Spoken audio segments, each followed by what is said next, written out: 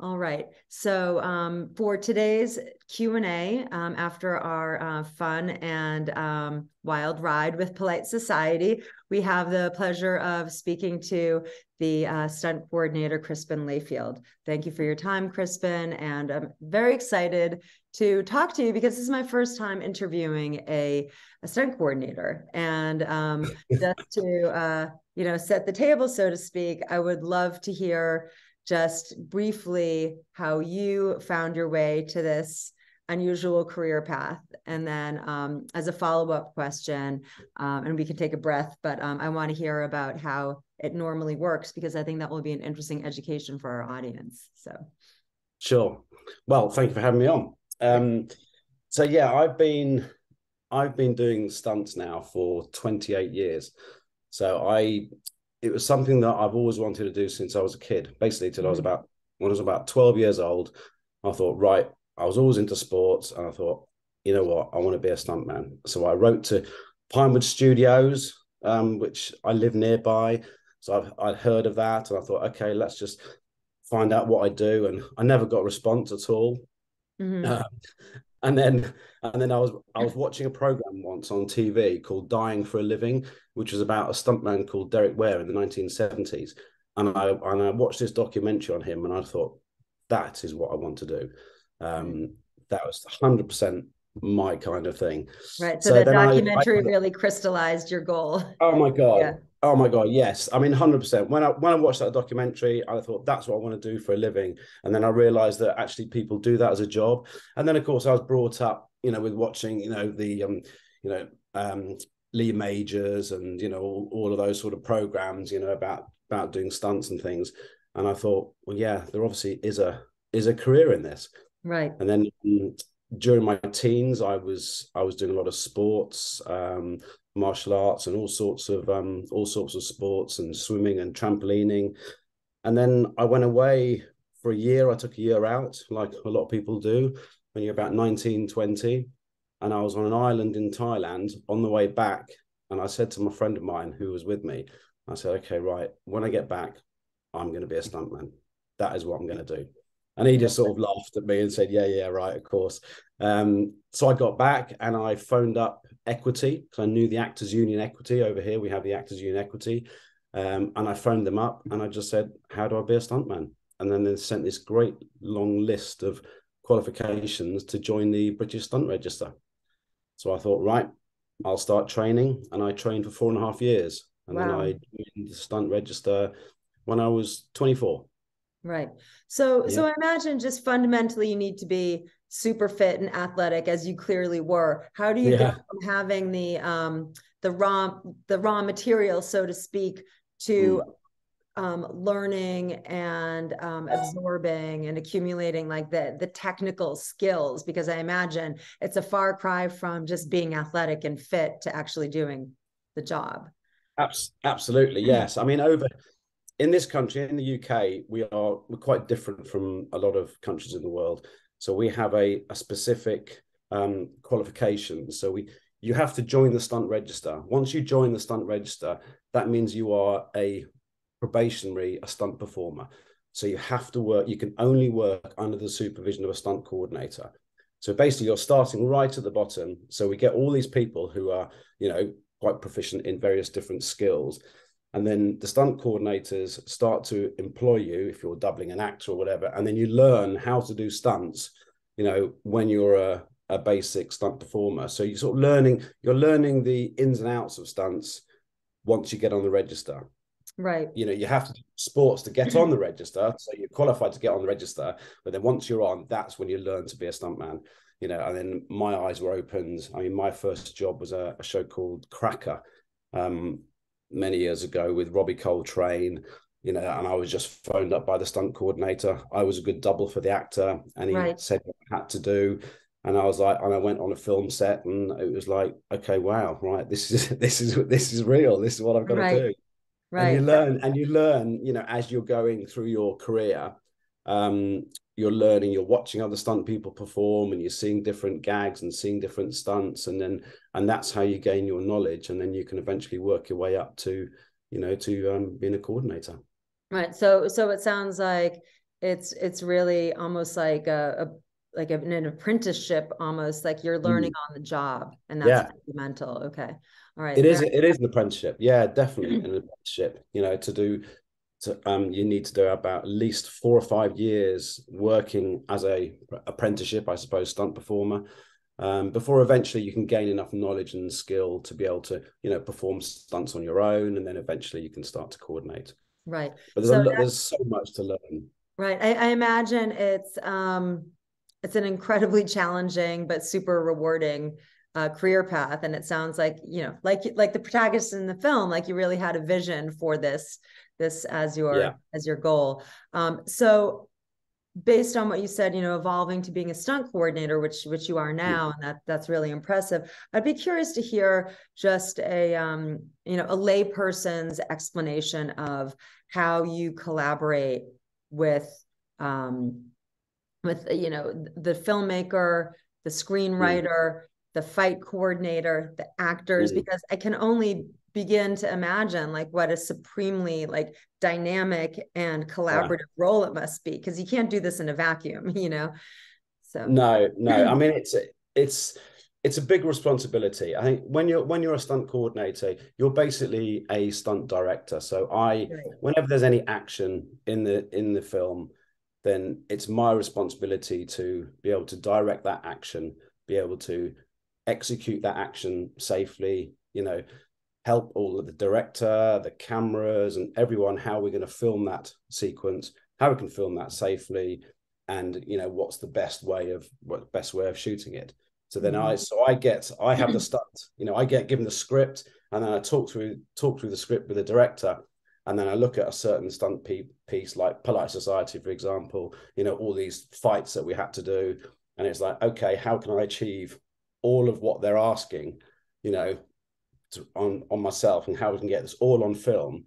So then that's why I got people like fight choreographer involved. And then obviously I speak to the doubles. I arrange stunt doubles for the people so we can rehearse all the fights and everything, and then we work out how to shoot it. So I'm responsible for sort of bringing that stunt to the screen as safely and as best I can. Right. Yeah. I imagine that safety is a vital part of it. And so you're collaborating with the screenwriter, the director, the cinematographer, the actors, the stunt performers themselves. And are you hiring and casting the stunt performers yourself? I do. So when I need a stunt performer as a double, obviously for the actor, then obviously I'm going on the the look and the size of the actor. So I'm measuring up the appropriate stunt performer with that actor. But I cast all the stunt performers myself, going on, because every stunt performer has, we all have a lot of skills, but some are more skillful at, say, riding motorbikes or riding horses or fighting. So I put together all those lists of all the appropriate stunt performers, and then I cast them who will be right for that scene. I mean, quite often as well, we have stunt performers playing parts. They can be acting in the film. In which case, then I'll put up several performers to the director and the casting, and then they will choose who they'd like to use for that particular part. Right. Now, stunt performers who are actors, they don't have any they're just actors who also can perform high demanding stunts. There's no double and no doubling involved, right? Well, no, because we have over here, so you're a stunt performer, and all stunt performers are basically expected to act. We all have to be a member of Equity. So we all have got to have some kind of acting experience. There are a lot of stunt performers who do a lot more acting than other stunt performers. I was one of those that loved the acting. So I used to get quite a lot of parts and stuff. So I choose those particular stunt performers. But if a stunt performer is obviously playing a part, then no, I don't have to double that person. That is the reason that we've got that person playing that part. Sure. If it's a fairly small part, an actor's coming in and beating up someone and throwing them down the stairs, and he's just got a small role, then I will cast a stunt performer for that particular role. So then that's why we bring them in, and we're all still stunt performers and all still actors, but there are some that prefer acting, others don't. Right. Gotcha. So shades of gray. So I'm curious, this film is different on a lot of counts. It's a comedy, it's an action film, it has some Bollywood elements. It's a female empowerment film. Most of your stunt performers are probably what, 90% women, right? Yeah. I know that there are some men and some fun and some of the fight scenes, but it's a small percentage. So I'm curious if that, that was, very different from what you've done before, or, you've been in that sort of context before, and, what was different about this experience? Because I thought this was a really fresh, fun, inventive film. And I'm curious your view this on film, it was fantastic. When I first got the phone call from John, the producer, I'd worked with Nida before as well. Okay. On Doctor Who? On Doctor Who, yeah. I've worked with Nida on that. And then I got the script, and he was telling me about the script, and I was reading it, thinking, oh my God, this is all obviously all women, all these Asian girls, teenage girls want to be a stunt woman, and I thought, right, this is great. And you're right, it was all girls fighting. I was forever we're doing fights and fights and fights with the girls. So we've got a lot of stunt girls who are, very good performers. But this particular film, usually I'm working with both, mixture between men, women. This one was predominantly women. And when I read it and I looked at it and I thought, okay, right, this is going to be great. So I had in my head already a stunt girl to be the lead double for Priya. So because she was very, very good gymnast, fighter, everything. Because not only was it all about fighting in this film, there was a lot of wire elements involved as well. All the fights were quite elaborate, really. We had to have all different they were types of fight, but in the middle of every fight, someone was thrown in the air or doing somersaults or something. This was a little bit different than a lot of normal fights that I do. But it was great. And I spoke to Nida about it, and she gave me her vision, exactly how she wanted to see it. It needs to be a very impressive fight, fight scenes and a martial arts film. On the other hand, it's a bit of comedy in it. It's a coming of age movie. It's, we had to be violent in the fights, but of course we couldn't be too violent. It can be, it's all a little bit tongue in cheek. And I think so we had to sort of design all the fights around that, making it not too violent, but yet also had to be a fun exciting. Yeah. Fun side and exciting, and then the audience be able to want to go, God, what's going to happen next? And in all the fights that Priya does, it was, she always gives that energy and that excitement about it. Is she gonna win? Is she gonna get away with it? Right. Especially the sisters fight, and the big wedding fight, obviously with the mother-in-law. Yes. That was a big sequence. Yes. Not the day you're fighting your mother-in-law. I know, so funny. So it was really interesting that the fights were both exciting and totally comedic at the meanwhile. So I'm curious, did the fact that the act of performing stunts, it was sort of baked into the storyline. So I don't think I've seen a feature film before where the protagonist, male or female, is an aspiring stunt person. So did that sort of like, you're almost like breaking the fourth wall in terms of like thinking about stunts, period, and then you see that aspiring stunt person doing stunts.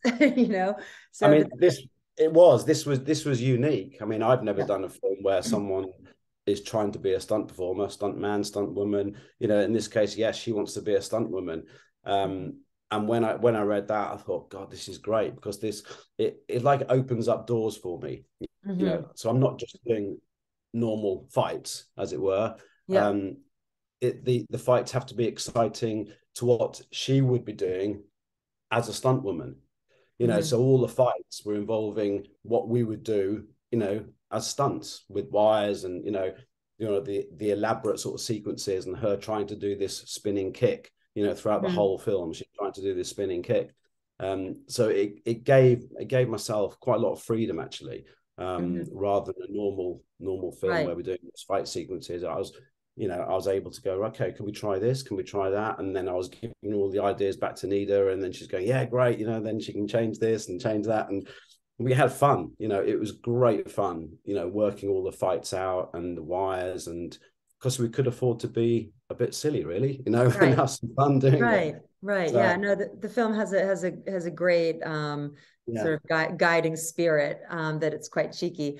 So I'm curious to hear your perspective on this movement to switching gears considerably. Curious to hear your perspective on this movement to recognize stunt performers and coordinators in the Academy Awards. I can't imagine that it just happened this year, but I feel like this 22-23 award season, it seemed to really get a different level of traction. Like I saw it in the trade press, I saw it in mainstream consumer press. I thought that was interesting.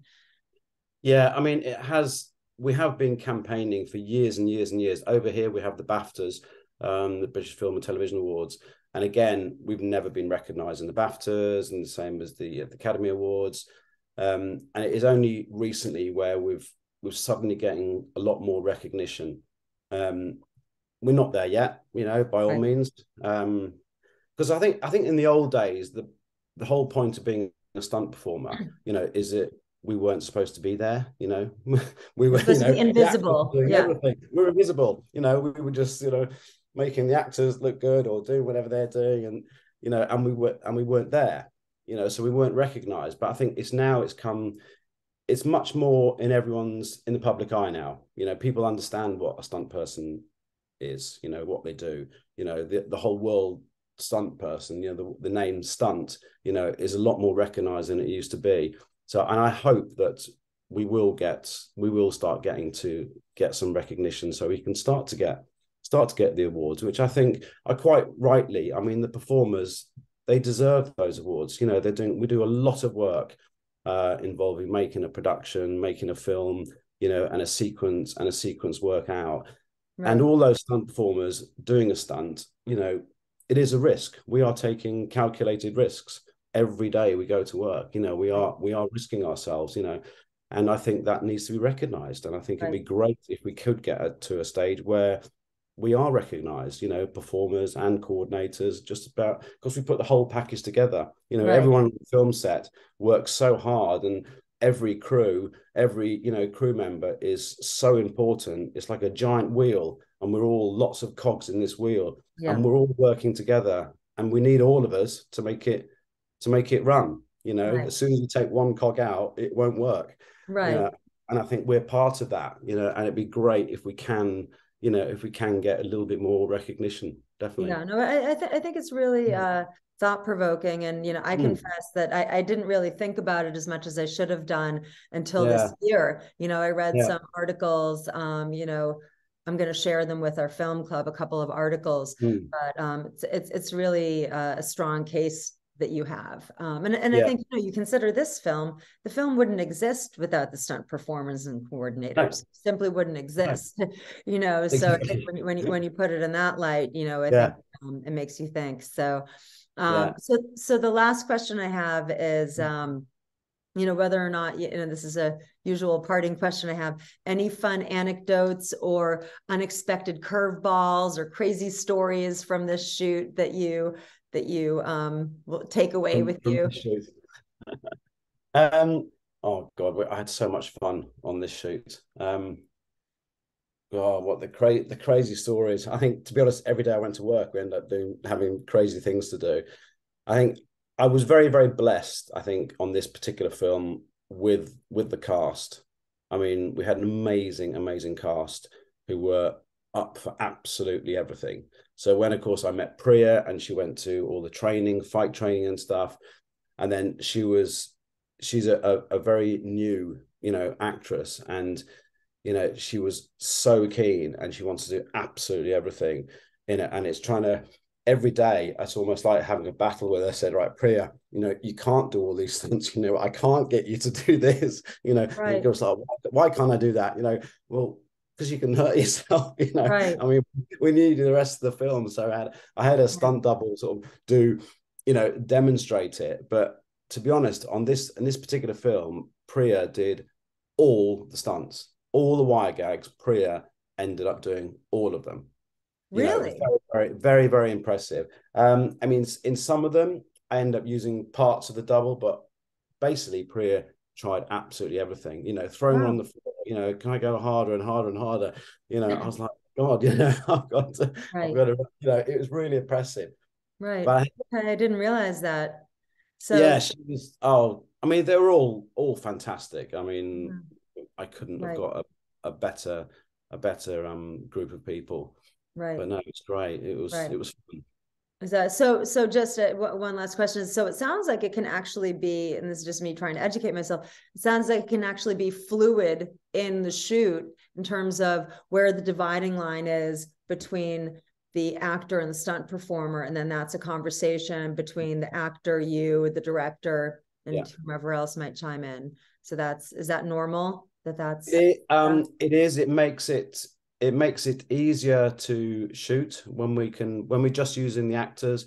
It's obviously a lot easier for us to shoot, and we can do a lot longer takes, especially in the fights. We can do all the fights shooting on the actors. We can see the faces, see the reality, and it's smoother and it's quicker to shoot. Obviously, we have to stop as soon as we get to do the wire elements. Obviously, it's a whole new setup. But yeah, rather than constantly cutting and putting the double here, putting the double there, we were able to rehearse everything with the doubles and the stunts. I can get everything on camera, and we can go, right, okay, this is what we can do. And then the actors come in and they just get on with it. So it makes it a lot easier and a lot smoother. And we didn't have a huge budget on this film and a lot of time, like a lot of movies. So we were quite restricted to what we can achieve. And I think between us all, we achieved a lot. Like you would in a great big high budget movie. We've achieved a lot. Yeah, no, it felt like a big production. It did. Yeah, it really did. Yeah. So, well, thank you so much for talking to us. You're welcome.